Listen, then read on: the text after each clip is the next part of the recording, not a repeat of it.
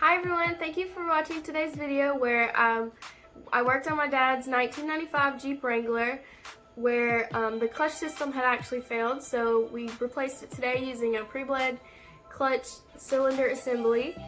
Some of the tools that I used in the video is a 1/2-inch deep well socket wrench, a regular 1/2-inch wrench, and a pair of needle nose pliers. I wanted to film this video today because I thought it would be really cool after watching a couple YouTube videos when I had learned my way around everything that I was doing. I thought it would be fun to make a video where not everyone had to use all the big words. Thank you, and tune in for more Shade Tree Mechanics. Hi everyone, I'm Izzy Wright, and today on Shade Tree Mechanics we have with us a 1995 Jeep something or other, and we are going to be replacing the crank gear something on the inside of it so that it can drive. And here's today's tools. We have a crank turner which only turns in one direction, which is good because we only need it to go in one direction. We have some orange small pincher things, and we have a wrench like you put on pizza wrench. To get inside of our roof of our Jeep, the first thing that we have to do is pull up the metal clip, and there's one on each side. The next thing that we do, there's another clip thing that's right inside the jail cell, and hold on. Yeah, and then you go like that and you push it in, and then the roof comes up. What we're going to be replacing today is the crank gear push thing that is next to the gas pedal. It doesn't actually use gas though, it uses a different kind of juice, which is when you connect it from the pedal to here, it pushes it in through here and into the other side, which we will have to get under the Jeep to do that today. Okay, from the left to the right we have with us, that is the gear clutch thingy. Then we have our trusty gas pedal, which makes it, oh no, that's the brake. And then there is the gas pedal. You can tell because it's shaped differently. And up there we are having the bobby pin that we are replacing with our stuff today is connected to the gear changer that we are replacing, and I'm going to be pulling out the bobby pin that is there.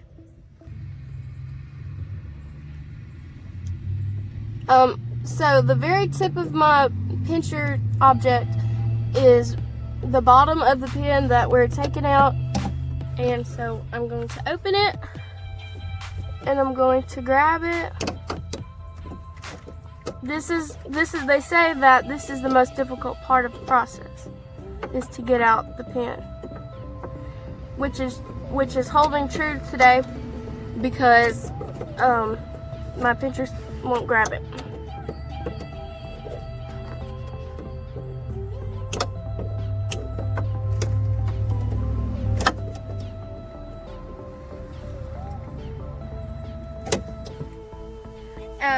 After several long hours of grueling hard work, we now have our small and rusty bobby pin that I pulled with my own hands from our Jeep here today. And the next thing that we're going to be doing is taking out the things that hold it down in there. They have a name, but we're going to be taking them out so that we can disconnect this tank. Now what we're doing is we're taking out the objects, and I'm using my 1/2 screwdriver, and I have to take it off each time because there's not a lot of wiggle room for it. And an easy trick to do is to push it on there and then push it up, because if you don't push it on there, then it's not going to stay. Alright everybody, now we have the top one is loose over here. There's a little bit of separation, just enough for me to put my nail in between it. My nail is now dirty. And so what I'm using now is the half cranker, which it only goes halfway each time. And I'm pulling off the bottom one, and as you can see, there's a little bit more separation in between the wall and the object. So now that we have both of them off, using the wrench, we are now going to be doing something else, which is going to be taking it off of the wall. If this little tank would move. And we're going to be using this sort of as a leverager. And we're going to just kind of leave it there for a moment to figure out what we have to do next.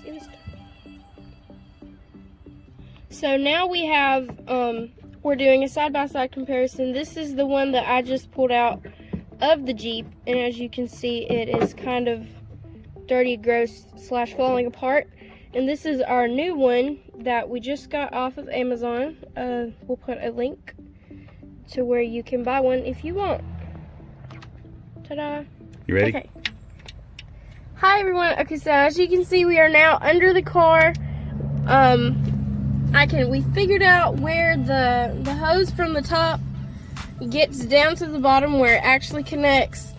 And so there's going to be screws that are holding in on all of the sides of these two tubes right here.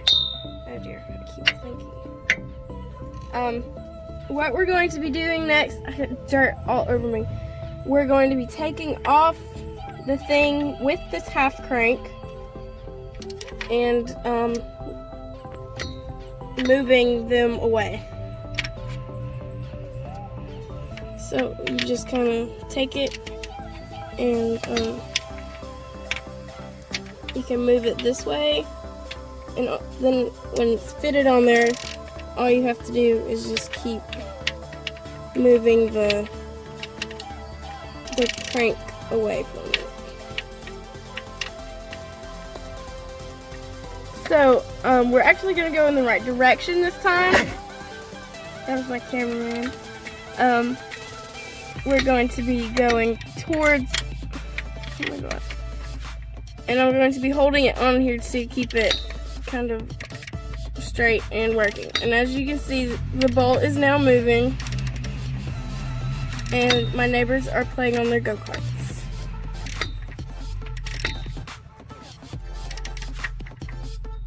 And if it could stay, that would be great.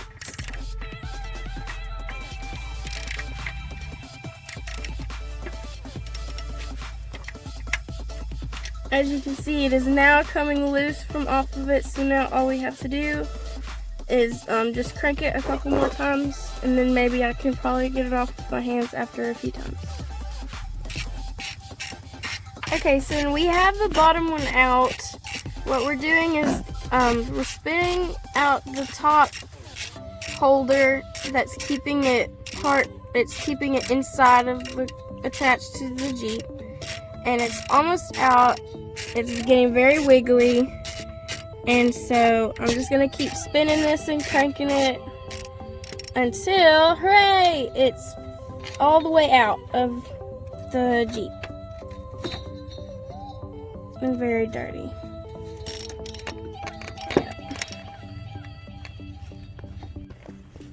So now that both pieces are out of, are detached from the vehicle, I'm going to feed the tube all the way up to the, I just got dirt in my mouth, all the way to the top.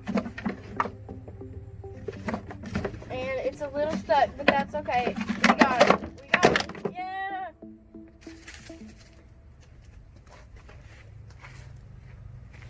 Vehicle sounds too. Okay, so as you can see, we have our old piece that is completely out of the car, that I had to get under the car to remove it, and we have our new piece that we're going to be putting back into our vehicle that I'm going to also get under the car again to reattach it into the vehicle once more. So now what we're going to do is reverse the process. We're going to put in the new one and use the half crank to plug it back into the car so that it will run. Okay, so we're now under the car again, and I'm going to be plugging the thing back in under there. If I can find the spot. And I'm going to be turning it like so that it will, whenever we use the bolts to put it back in there, it can stay. Okay, so now that we have our new one plugged into the car, we're going to take this screw here and we're going to tighten it all the way back in so that it doesn't wiggle and jiggle and come back out. And I'm going to hold this here. So another thing about the half crank that a lot of people don't know is that there's a light switch, just like a regular switch, to where it will go to loosen mode, to where it will take the things out of whatever you're half cranking, and you can put it onto this, you can switch it to this other side here. So like this is loosen mode, and you can turn it over to tighten mode, which sounds like a video game. So whenever you put it on tighten mode, it is going to actually tighten whatever the half crank is on.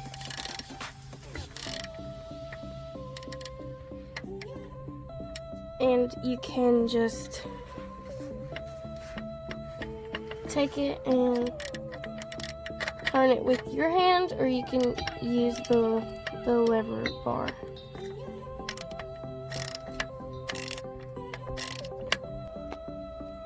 Okay, so we officially have the tube screwed into the car. So the next thing we're going to do is screw the tank that connects to this tube into the top of the car.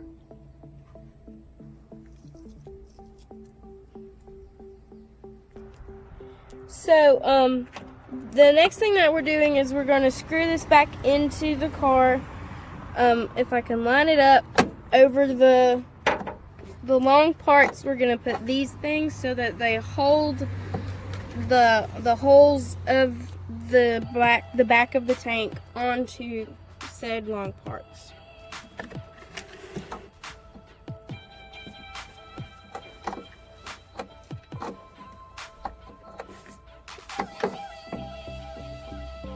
I've kind of got it pushed on there now, so I'm going to be putting that over the long part so that it holds it in there, and I'm just kind of moving it around with my finger right now, but I will be using the wrench for that later.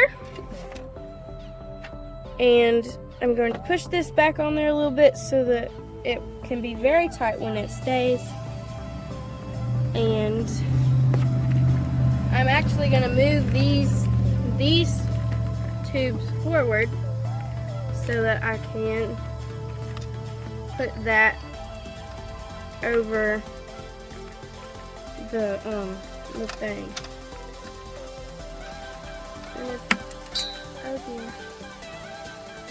So another thing that is a tool that I think that all people should have if they're going to be fixing things and they accidentally drop a holder thing, it is a magnetic thing on a stick. So whenever so it like sticks to things that are magnets. So I'm going to be putting this under the car here because unfortunately everything down there is brown.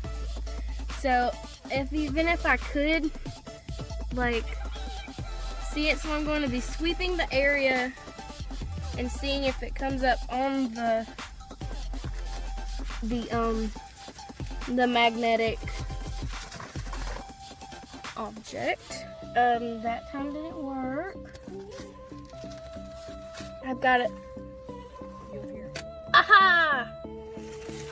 So, using my magnetic grabber thing, we have found the hexagonal object, which is actually the official name for this. Never mind that it's not actually a hexagon. So we're going to leave this over here, and I will be replacing the thing on there, hopefully this time with no fatalities.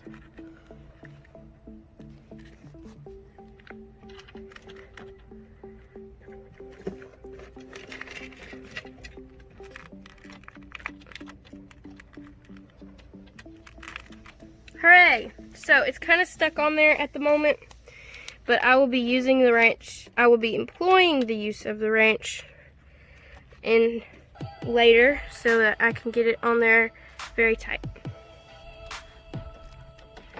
So it's the same concept as before when I was using the wrench to take off the holders.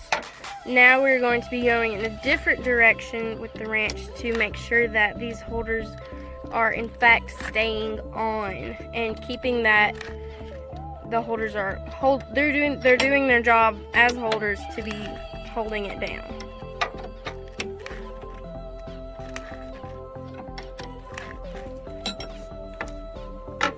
Okay, so we have the top one in and fixed, and unfortunately I cannot fit my hands back in through there with the wrench, so we're going to be using another different kind of crank.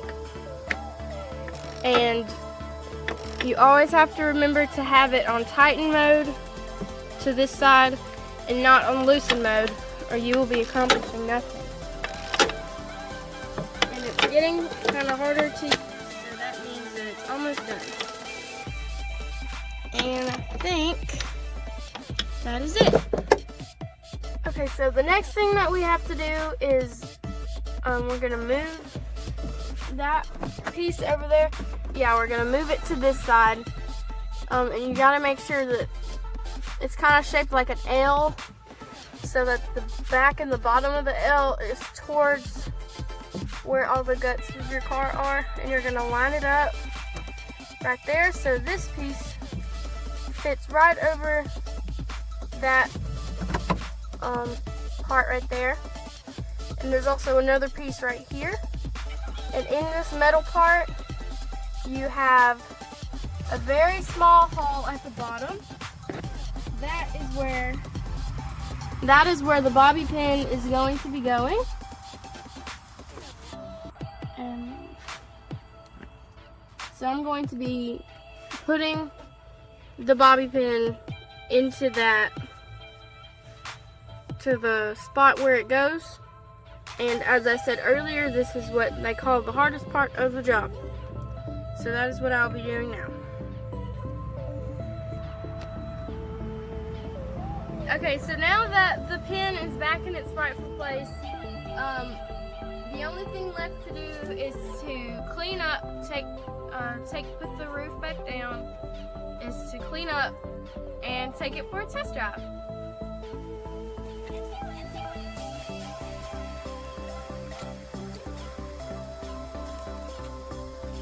And now they go back into their homes and places.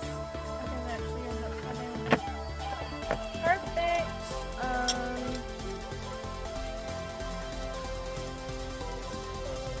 So now we're moving it back down to where it is gonna go. I think actually I need to move this part. Yay! Okay, so that's what I was supposed to do. Now we're going to move the spring clamps back over on each side. And now that the roof is back down, the gear changer is fixed and brand new. Now all we have to do is make sure that it works by taking it for a test drive. Okay, so for our test drive today, I'm just going to be driving a few feet just to make sure that the clutch, the grind, the gears, it's working. I have my seatbelt on for safety, and right now my foot is on the brake. What I'm going to do is I'm going to push in the gear changer. I'm going to move into first position. I'm going to take my foot off of the brake, and then when I press the gas, I'm going to be putting I'm going to be moving off of the clutch at the same time as I push just a little bit of gas. And I'm going to be going very slow. So that is what I'm going to be doing today. So now my foot is on the gear changer. I'm moving over and up. And I'm going to be taking off of the brake. Going a little bit. And now it's off. This is going to be take 2 of me driving stick shift for the first time ever. I'm going to let off of the brake just a little bit. I'm going to... Why is it going back into the throttle? Oh, I'm going to tell him to push the gas pedal.